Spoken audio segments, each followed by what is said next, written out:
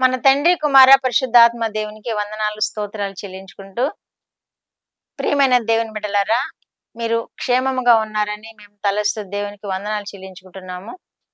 మీరు దేవుని చేత ఆశీర్వదింపబడుతున్నారని తలుస్తూ మేము వందనాలు చెల్లించుకుంటున్నాము. మీ కొరకు ప్రార్థనలు చేస్తున్నాం మేము. ఈ దినమందు వివాహ దినములు గాని, పుట్టినరోజు దినములు గాని గడుపుకుంటున్నట్లయితే వారికి మేము రెండంతల ఆశీర్వాదాలు దేవుడు ఇవ్వాలని ప్రార్థన చేస్తున్నాము. ఇలాంటి జన్మదినాలు, ఇలాంటి వివాహ దినాలు అనేకమైనవి మీరు జరుపుకోవాలని మేము ప్రార్థన చేస్తున్నాం. దేవుడు మిమ్మల్ని దీవించును గాక. ఈ మధ్య మనము చూస్తున్నాము, ఎంతో ప్రమాదకరమైన పరిస్థితులు మనం చూస్తున్నాము. చైనా వరదల్లో, అలాగే మన దేశంలో ఉన్న వరదల్లో, అలాగే సముద్రపు అలలు లేచి ప్రజల మీద పడటం, ఇవన్నీ మనం చూస్తున్నాం. ఈ భయంకరమైన పరిస్థితులు ఎదుర్కొంటున్న ప్రజలను కూడా మనం చూస్తున్నాం.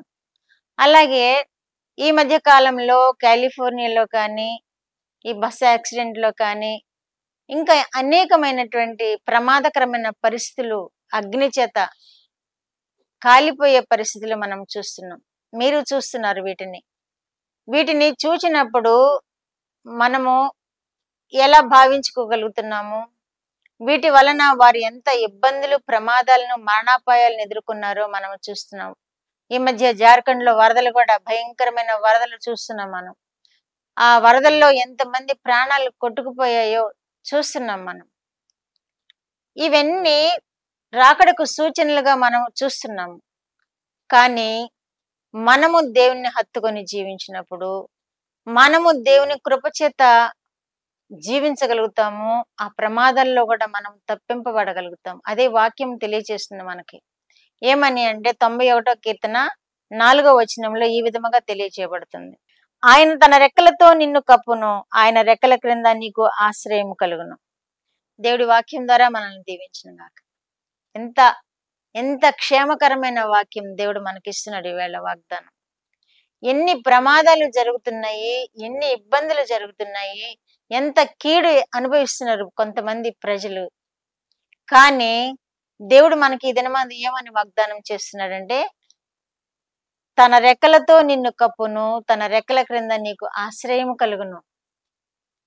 ఇంకంతకంటే మనకి ఏముంటుంది క్షేమము? ఈ విధమైన ప్రమాదాలు ఇంకా ముందు ముందు అనేకమైనవి జరుగుతాయి. ఎందుకంటే మనం అంత్య దినాల్లో ఉన్నాం, దేవుని రాకడ సమయంలో ఉన్నాము. రాకడ సూచనలు ఇవన్నీ. మనం మేలుకోవాలని ఈ సూచనలన్నీ జరిగిస్తున్నాడు దేవుడు. మనం ఇంకా ఆయనను హత్తుకొని ఆయనను సేవిస్తూ జీవించాలని ఈ రాకడ సూచనలన్నీ దేవుడు చూపిస్తున్నప్పుడు వారు ఎంత ఇబ్బందులు పడుతున్నారో, ప్రాణాపాయంలో పడిపోతున్నారో మనము చూస్తున్నప్పుడు మనకి దేవుడు ఈ వాగ్దానం చేస్తున్నాడు, తన రెక్కలతో నిన్ను కప్పును. ఏ ప్రమాదం జరిగితే ఏముంది? ఏ అగ్ని ప్రమాదం జరిగితే ఏముంది? ఏ వరదలు వస్తే ఏముంది? ఏ బస్సు యాక్సిడెంట్స్ అయితే ఏముంది? ఏమీ జరగదు. ఎందుకని? తన రెక్కలతో నిన్ను కప్పును, తన రెక్కల క్రింద నీకు ఆశ్రయము కలుగును అని దేవుడి దినమందు మనకు వాగ్దానం ఇస్తున్నాడు. కాబట్టి అంత గొప్ప ఆశ్రయం కలిగించే దేవుణ్ణి, అంత గొప్పగా మనల్ని కాపాడి తన రెక్కల క్రింద కాపాడే దేవుణ్ణి మనం కలిగి ఉన్నందుకు నిత్యము ఆయనను మనం స్తుతించాలి.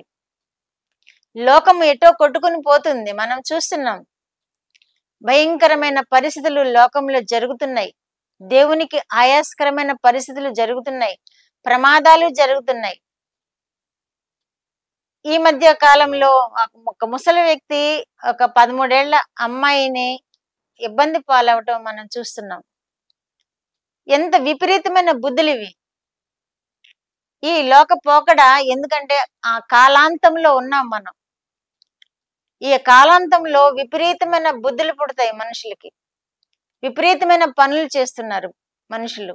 కానీ వాటన్నిటి నుండి మనం తప్పింపబడాలి అంటే, ఆ ప్రమాదకరమైన పరిస్థితులు మనం తప్పింపబడాలంటే ఆయన రెక్కల క్రింద మనం ఆశ్రయం కోరుకోవాలి.